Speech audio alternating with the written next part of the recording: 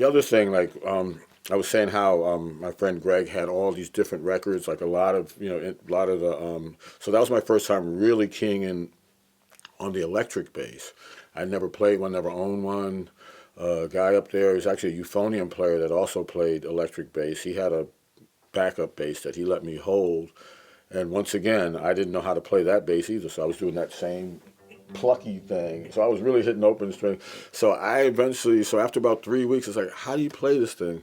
So I actually took the bass and laid it on its back, and I did this kind of thing, and I realized, oh, it kind of comes up against the other string. I don't know if you can see. So I had to learn that technique. So that's how so I started playing electric bass, and actually by the time I was a junior, I was playing.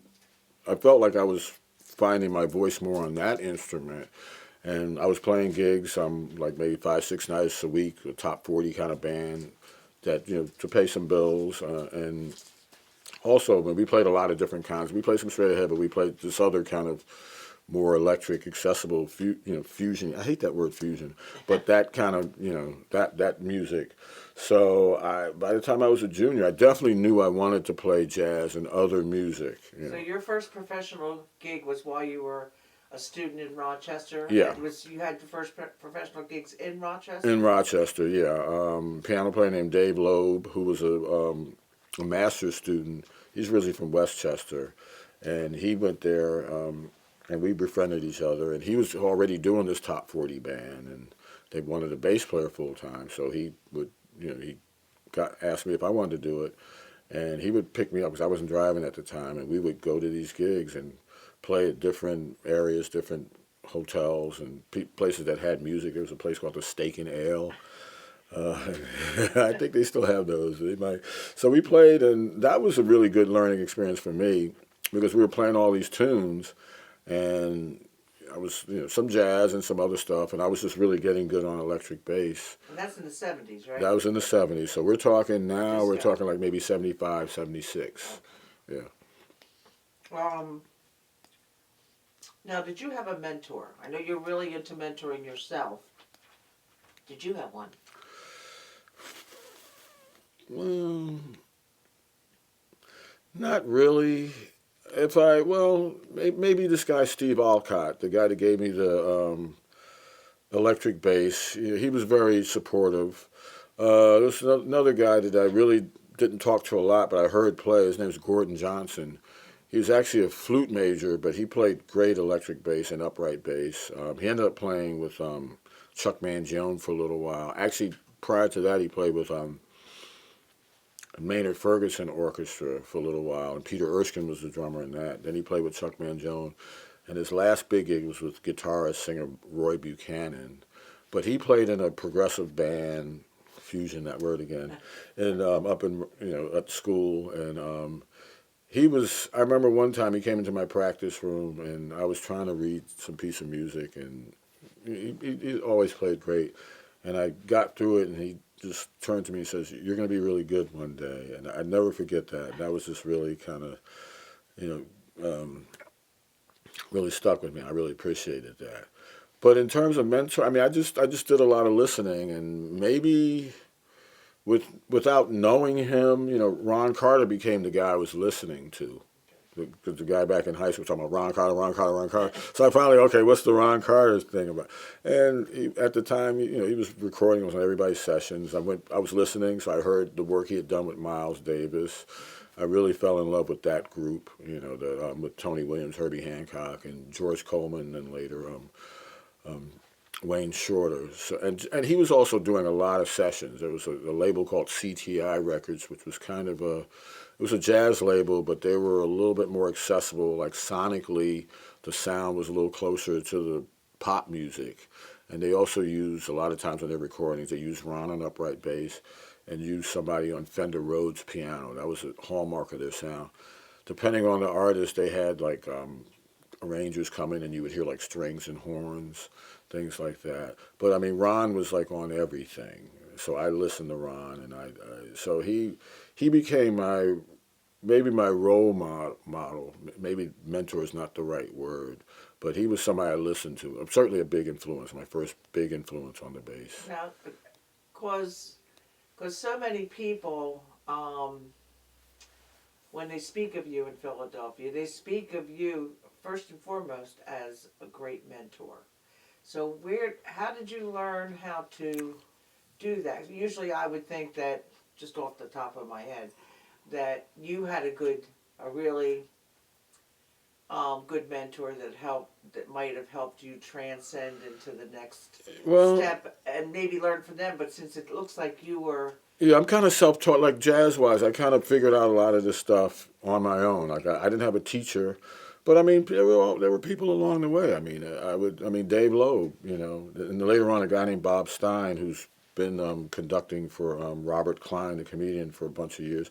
All these people, they showed me stuff. Right, I learned by listening to them. So I had a lot of just encouragement, but the mentoring thing actually really didn't happen until I came here to Philadelphia. And the guy that I really owe that to is Tony Williams, our sax player. He's our 87-year-old. He's a patriarch in a lot of ways. So he was one of the first musicians. His group was one of the first groups I heard when I came to town, because I'm kind of fast forwarding a little bit. right. So this is probably around 85, no, maybe 86, because I'd already played with Buddy the second time, like 86, maybe 87. They were playing up in West Oak Lane. That's where I was living at the time. A place called Slim Cooper's. And there was also a place called Carter's, which was even closer to me.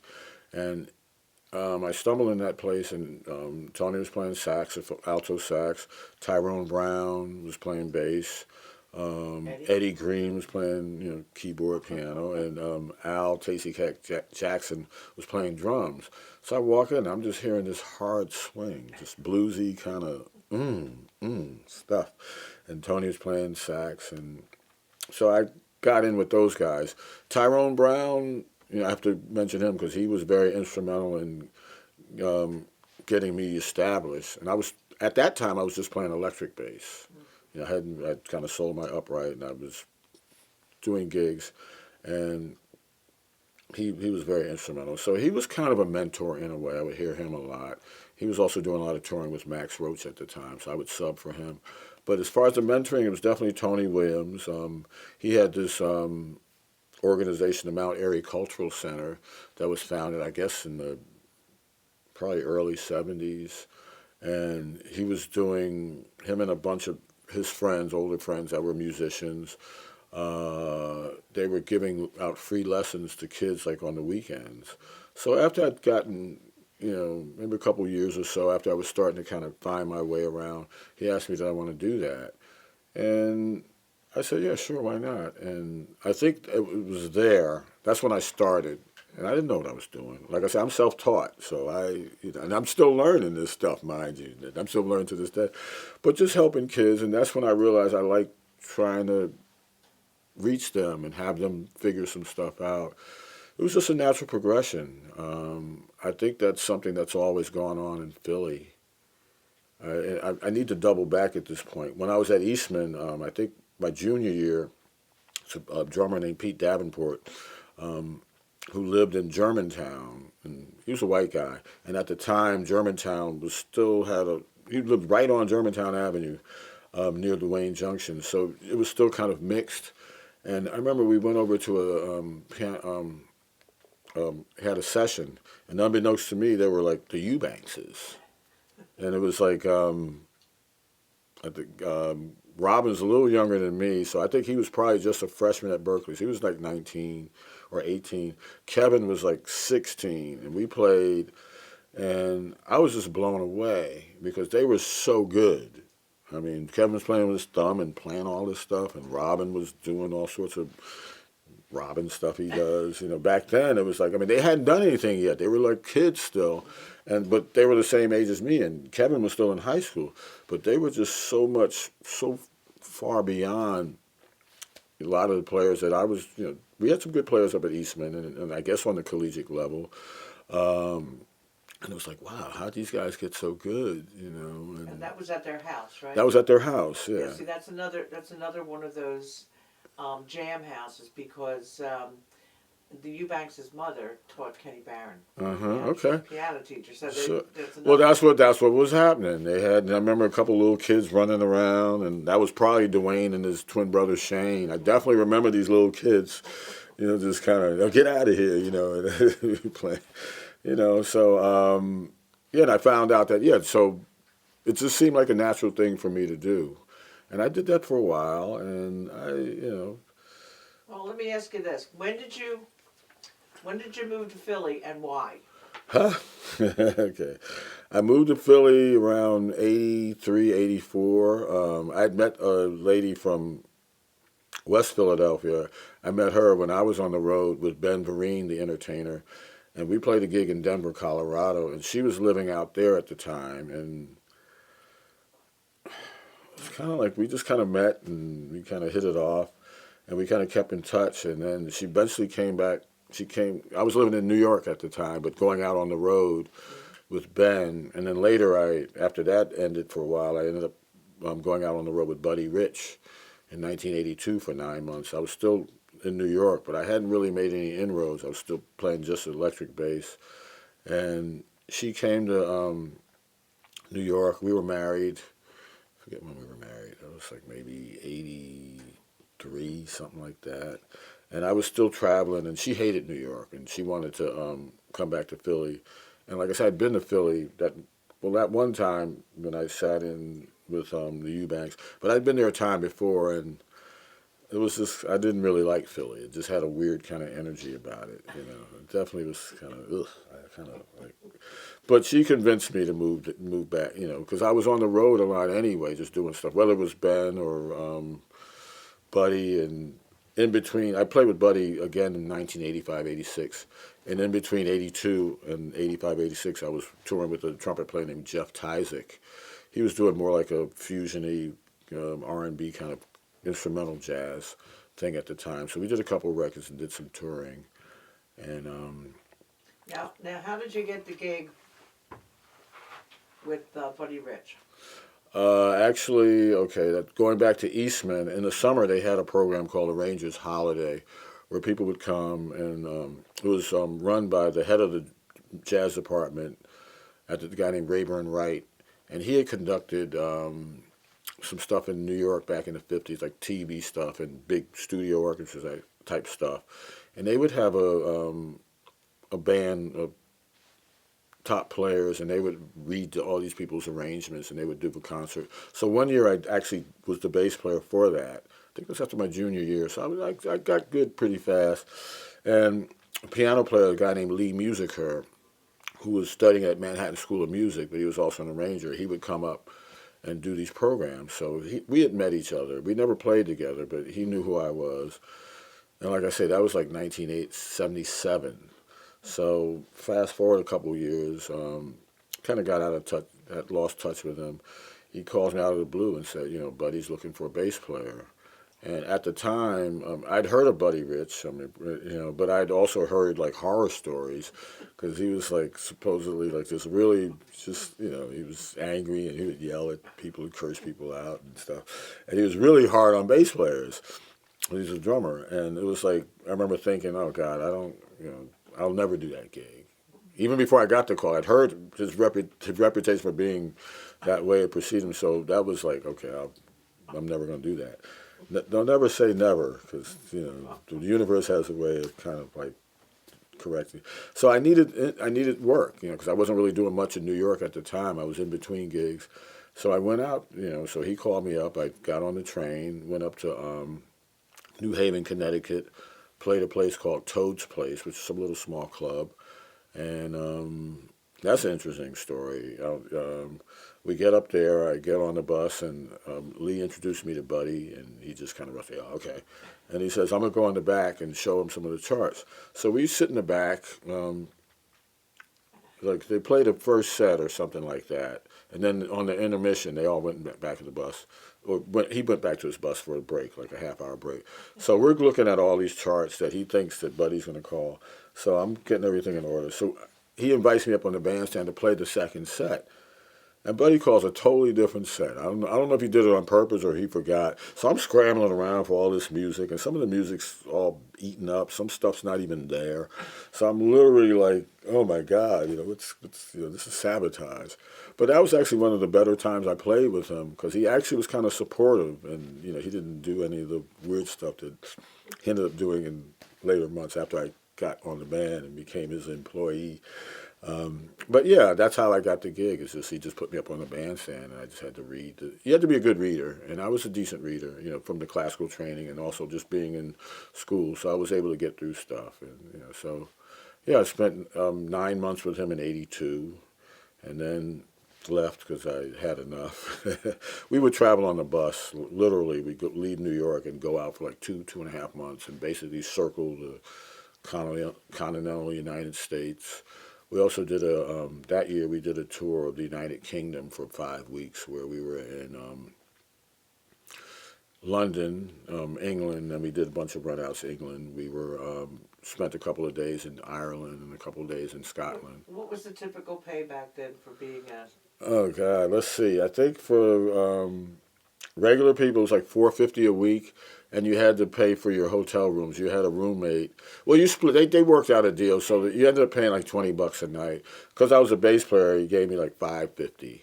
So I was working for $550 in 1982.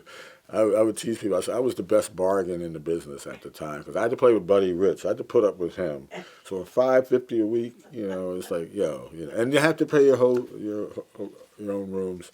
But it was a hell of a learning experience. I mean, he was a genius on the drums, and I learned so much about playing time and just being consistent, and I definitely owe him a lot.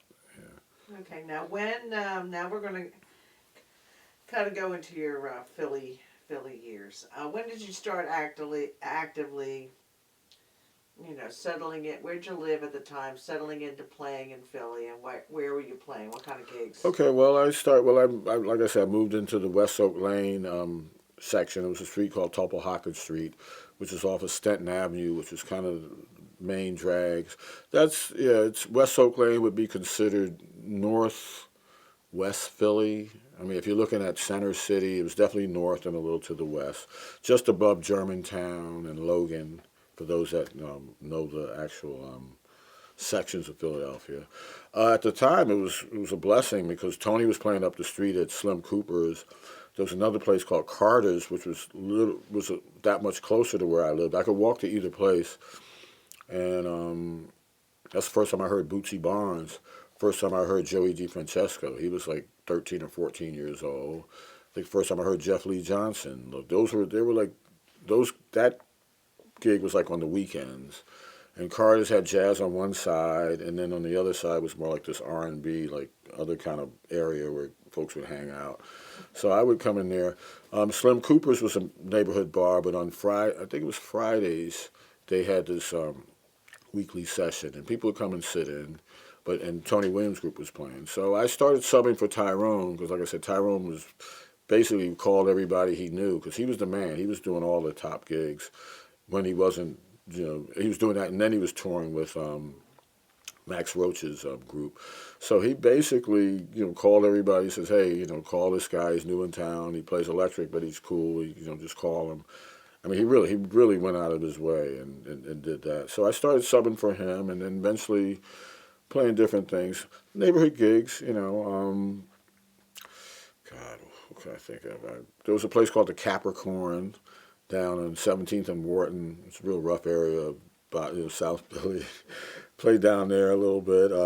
Sam Reed had a place. That was 12th and something. Real divey kind of places. A place called the Hideaway Lounge, 63rd and Cobbs Creek. Played out there. Played at a place. Oh God, I didn't play just jazz, but there was a place. I forget. It was near there. And that's why I started first playing with Ori Kane. Little like. All about, was it not all about jazz, all that jazz on. It was near there. I think Sixth. they were just starting to kind of close down. But there's another little place. I forget the name of the place. Oh, I'm kind of feel bad. Well, But it was like in Center City. Then I worked the Borgia Room, Borgia Cafe for a little while. Played with some singers in there. Dave Posmentier and some vocalists. Rosella Clemens, she would work in there. Just a lot of little places that I would just kind of strung together.